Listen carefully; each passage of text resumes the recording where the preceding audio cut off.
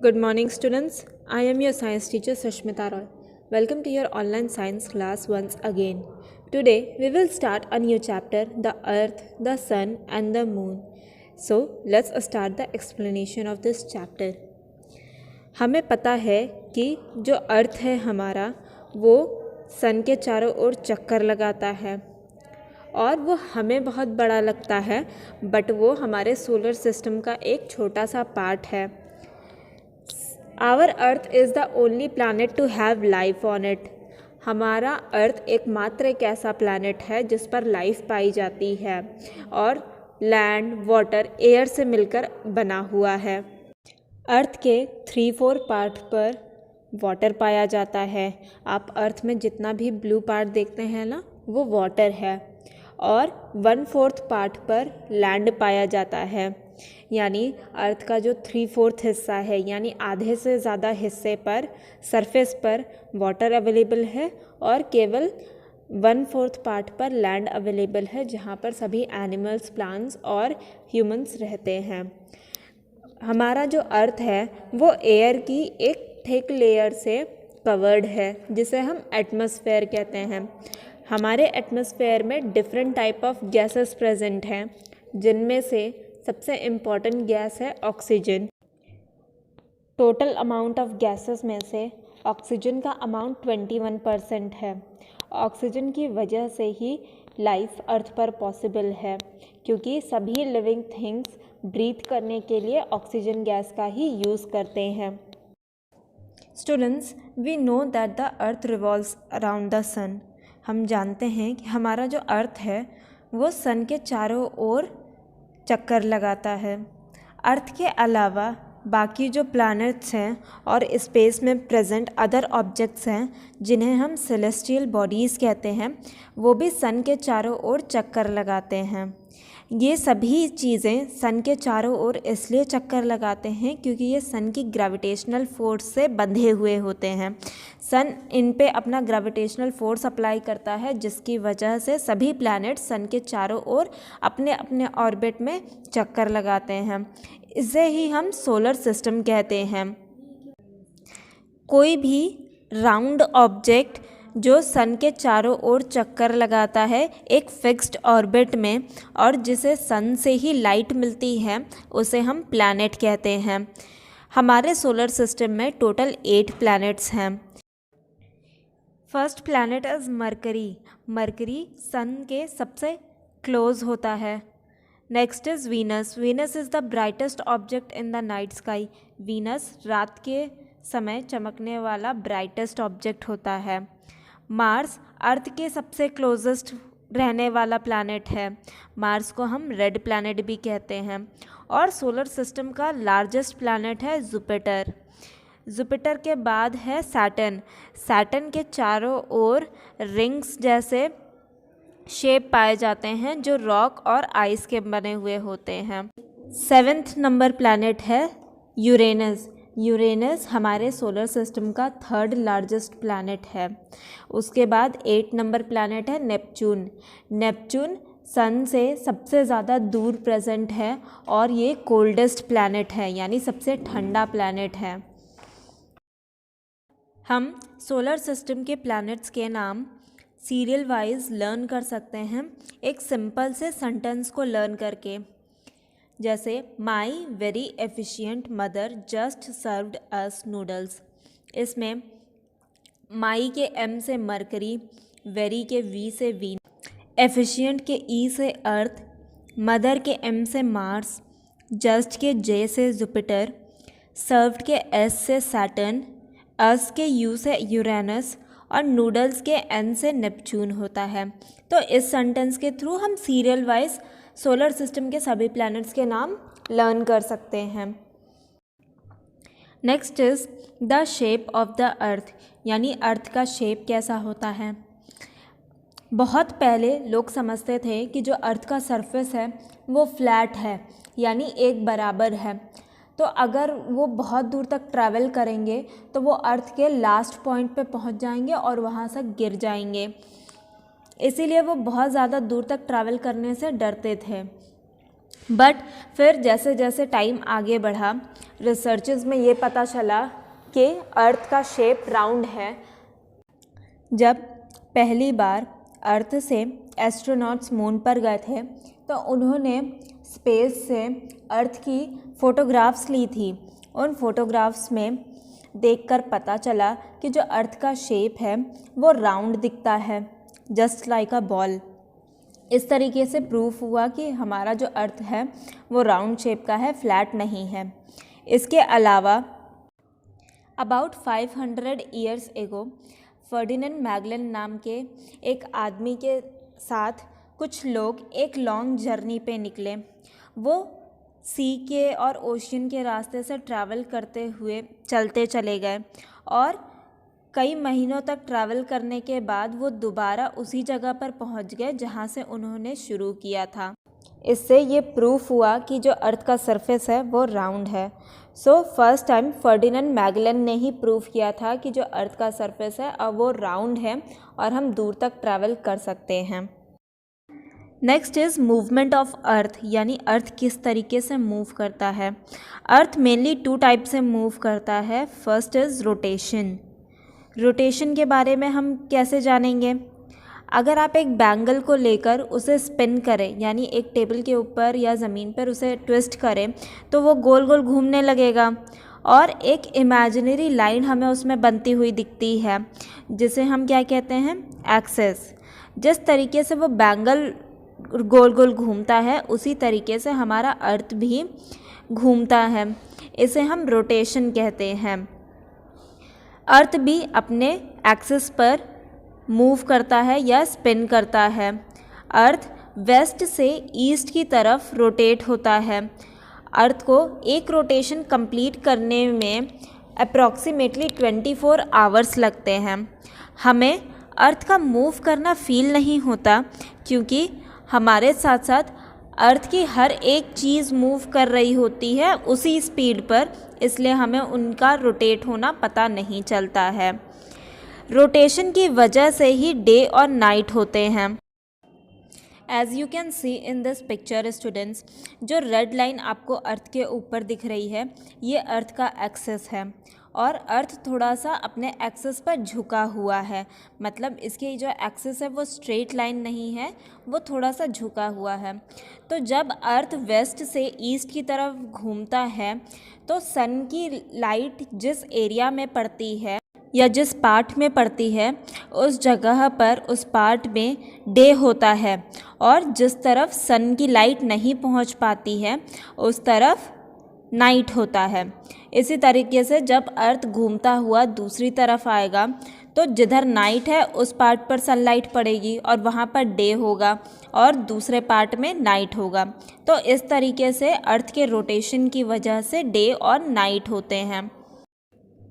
Next type of movement of earth is revolution. Revolution का क्या मतलब होता है? अर्थ रोटेट करते हुए अपने ऑर्बिट पर चलता जाता है और सन के चारों ओर चक्कर लगाता है, इसे ही हम रेवोल्यूशन कहते हैं।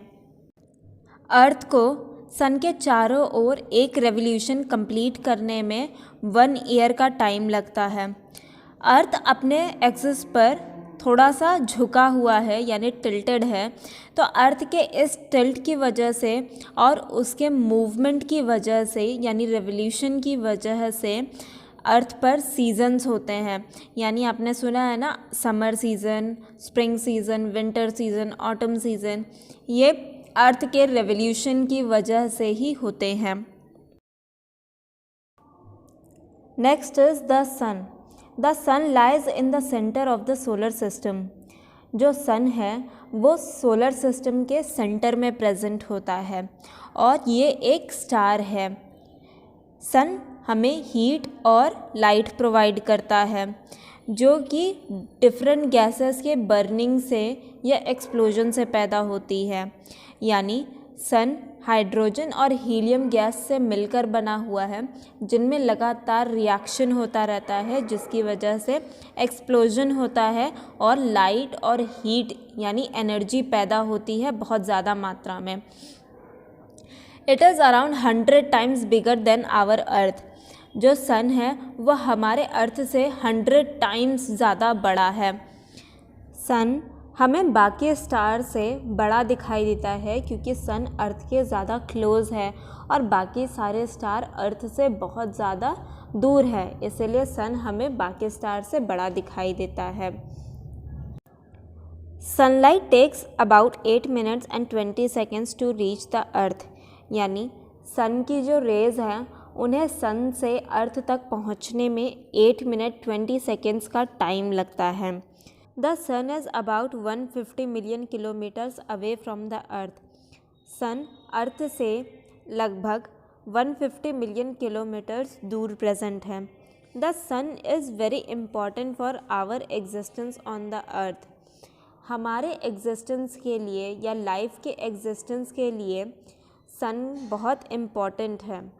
अगर अर्थ तक सन की लाइट ना पहुंचती तो प्लांट्स फोटोसिंथेसिस ना कर पाते और अपना फूड प्रिपेयर ना कर पाते। आप जानते हैं स्टूडेंट्स कि सभी animals and human beings directly और इनडायरेक्टली अपने फूड के लिए प्लांट्स पर डिपेंड करते हैं, और अगर प्लांट्स नहीं होंगे तो ना ही हमें ब्रीथ करने के लिए ऑक्सीजन मिलेगी और ना ही फूड मिलेगा। इसीलिए सन हमारे लिए बहुत ही इम्पॉर्टेंट है। इसके अलावा सन से हमें लाइट भी मिलती है और ये हमारे वाटर साइकिल के लिए भी इम्पॉर्टेंट है, क्योंकि सनलाइट से ही वाटर बॉडीज़ का पानी हीट होता है और इवेपोरेट होकर एटमॉस्फेयर में जाता है और क्लाउड फॉर्म करता है, फिर जिससे रेन होती है। विटामिन डी भी हमें सनलाइट से ही मिलता है और हमारे एटमॉस्फेयर में जो जर्म्स प्रेजेंट हैं उन्हें किल करने के लिए भी सनलाइट इम्पॉर्टेंट है। कपड़े सुखाने के लिए भी हमें सनलाइट की ज़रूरत होती है। So sun is the ultimate source of energy. इसीलिए अर्थ पर sun ultimate source of energy है, यानी एनर्जी का सबसे बड़ा सोर्स है। Next is the moon. Moon space में अर्थ के सबसे क्लोजेस्ट है, यानी हम इसे अर्थ का नेबर भी बोल सकते हैं। फिर भी ये अर्थ से 3,84,403 किलोमीटर्स दूर है। हम रात के टाइम स्काई में मून देख सकते हैं। मून में खुद की लाइट नहीं होती, ये सन की ही लाइट को रिफ्लेक्ट करता है, यानी जब सन की लाइट मून पर पड़ती है तब ये शाइन करता है और हमें दिखाई देता है। The moon is round in shape.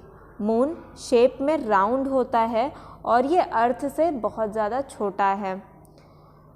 जैसे अर्थ सन के चारों ओर चक्कर लगाता है, उसी तरीके से मून अर्थ के चारों ओर अपने ऑर्बिट में चक्कर लगाता है। मून को अपना एक रोटेशन पूरा करने में और अर्थ के अराउंड अपना रेवोल्यूशन पूरा करने में अराउंड 29 डेज़ लगते हैं। From the earth we see different shapes of moon at different nights. हमें अलग अलग रात में मून का अलग अलग शेप दिखाई देता है। ऐसा इसलिए होता है क्योंकि मून के जिस पार्ट पर अर्थ का शैडो पड़ता है उतना पार्ट हमें दिखाई नहीं देता है, और जिस पार्ट पर सन की लाइट पड़ती है केवल उतना ही पार्ट शाइन करता है और हमें दिखाई देता है। इसीलिए मून के डिफरेंट फेजेस होते हैं।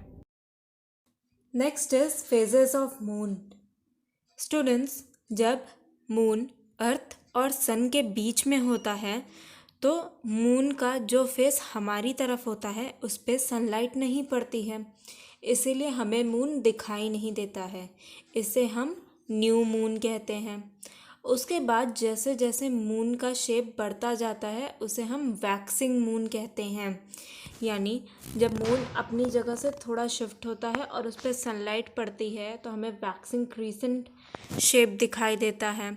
इसके बाद जब हाफ मून हमें दिखाई देता है, यानी मून के हाफ पार्ट पर सनलाइट पड़ती है और वो शाइन करता है, तो उस फेज़ को हम हाफ मून कहते हैं। फिर जब हाफ से ज़्यादा पोर्शन मून का हमें दिखता है और हाफ से ज़्यादा पोर्शन पे सनलाइट पड़ती है उसे हम वैक्सिंग गिबस कहते हैं। और जब अर्थ के एक स्ट्रेट लाइन में मून पहुंचता है। जब मून पर अर्थ की पूरी सनलाइट पड़ती है तो उसे हम फुल मून कहते हैं। इसके बाद मून फिर घटने लगता है जिसे हम वेनिंग फेज कहते हैं। फुल मून के बाद जैसे जैसे मून घटता जाता है उसके स्टेजेस के नेम है waning gibbous, waning half and waning crescent. और इसके बाद फिर न्यू मून आता है, यानी मून दिखाई नहीं देता है, और इस तरीके से ये साइकिल चलती रहती है। Next is constellation. जब हम अर्थ से स्टार्स को देखते हैं तो कुछ स्टार्स के ग्रुप को देखने से हमें ऐसा लगता है कि उनमें किसी चीज़ का हमें पैटर्न नज़र आ रहा है या वो किसी चीज़ से सिमिलर दिखते हैं। ऐसे ग्रुप ऑफ स्टार्स को जो पैटर्न्स बनाते हैं उन्हें हम कॉन्स्टेलेशंस कहते हैं। There are about 88 constellations recognised by astronomers. Astronomers के द्वारा आज तक स्काई में 88 कॉन्स्टेलेशंस को आइडेंटिफाई किया जा सका है। इनमें से कुछ मेजर कॉन्स्टेलेशंस का नाम है उर्सा मेजर, जो कि एक बियर के शेप का दिखाई देता है, लियो जो एक लायन के शेप का दिखाई देता है, एंड ओरियन जो एक हंटर की तरह दिखाई देता है। Next is Indian astronomers. Astronomers ऐसे साइंटिस्ट होते हैं जो स्पेस में प्रेजेंट हेवनली बॉडीज़ का या सेलेस्टियल बॉडीज़ के बारे में स्टडी करते हैं, जैसे sun, moon, stars and planets. Indian astronomers में सबसे फेमस हैं आर्यभट्ट। आर्यभट्ट वो पहले आदमी थे जिन्होंने बताया कि अर्थ राउंड है और वो अपने एक्सिस पर घूमता रहता है। ये एक एस्ट्रोनॉमर के साथ साथ मैथमेटिशियन भी थे, मतलब स्पेस के बारे में स्टडी करने के अलावा इन्होंने मैथ में भी बहुत सारा रिसर्च वर्क किया है। इन्होंने ही पहली बार बताया था कि मून जो है उसमें अपनी लाइट नहीं होती है, वो सन की लाइट को रिफ्लेक्ट करता है और शाइन करता है। Bhaskar and Varahamihira are another 2 great Indian astronomers. इन्होंने भी स्पेस के बारे में बहुत रिसर्च की और बहुत सारे चीज़ें हमें बताई। That's it for today's class, students. Thank you for watching.